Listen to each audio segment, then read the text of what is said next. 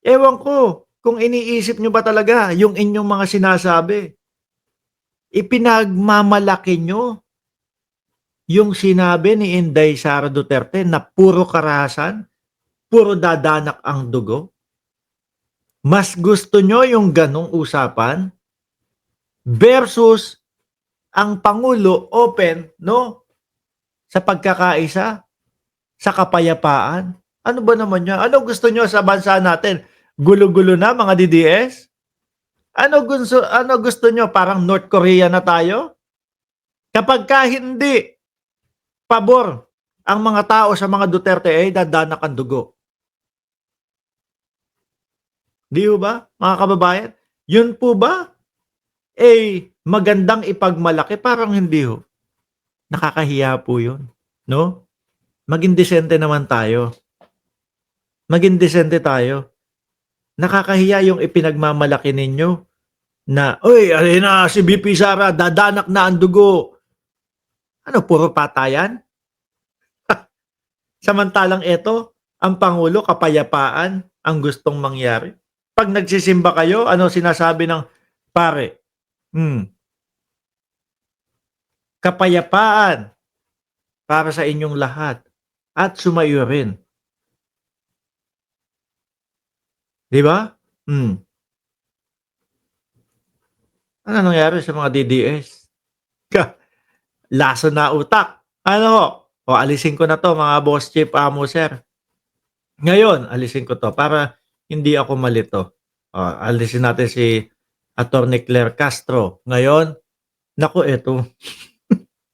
Speaking of Katoliko, mga bossing, kada po, January, no? Kada po January 9, mga kababayan, idinadaos po, mga bossing.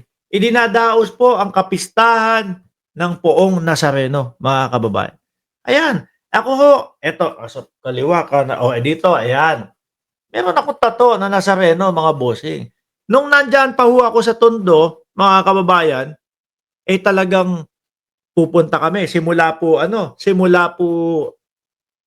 sa Coral, kung saan kami nakatira. Hanggang doon po sa Quiapo, lalakarin namin yon nang nakayapak po, mga bossing. No? Pati yung himno, ng Nazareno, kabisado ko ho yan, mga kababayan.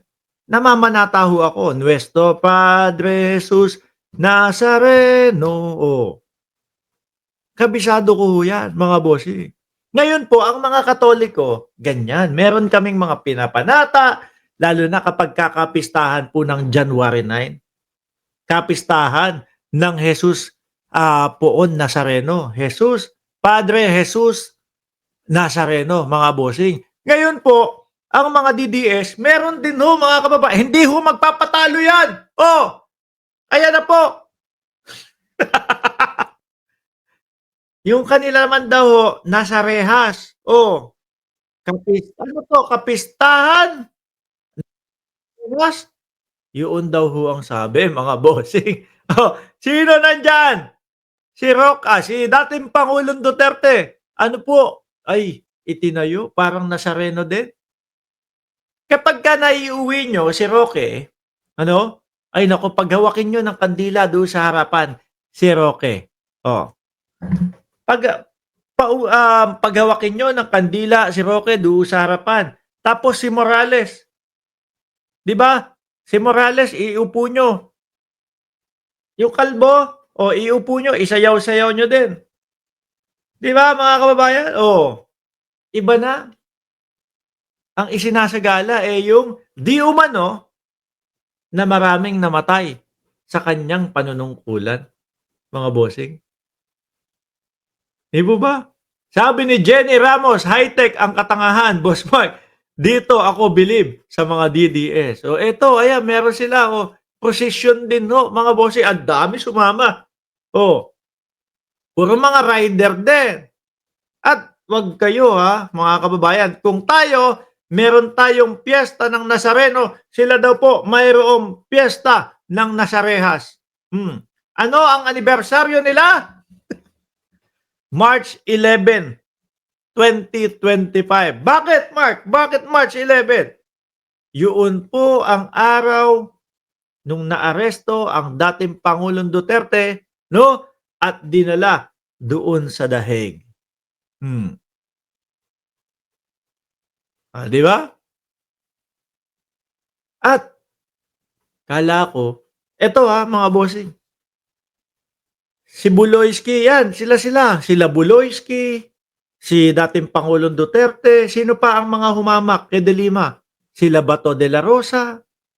Hinahamak nila kasi 'di ba nung kumampanya si De Lima nung panahon ng 2022, standee.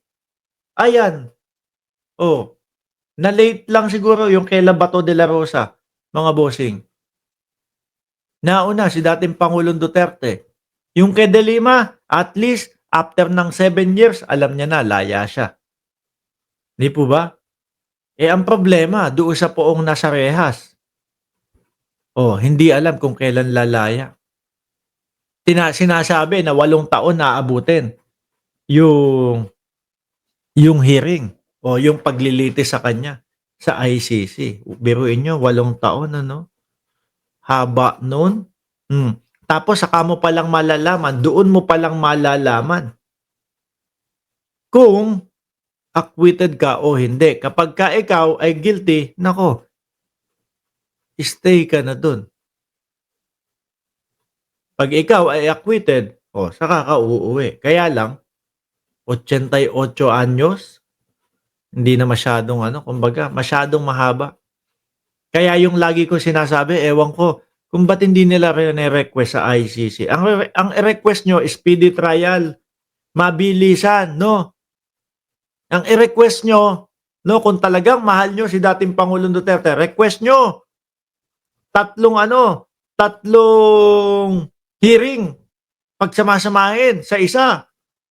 Tapos, imbis na every 6 months, gawin, 1 buwan ang pagitan. At least malaman agad. Kaya lang, masaklap din ho yun, mga bossing.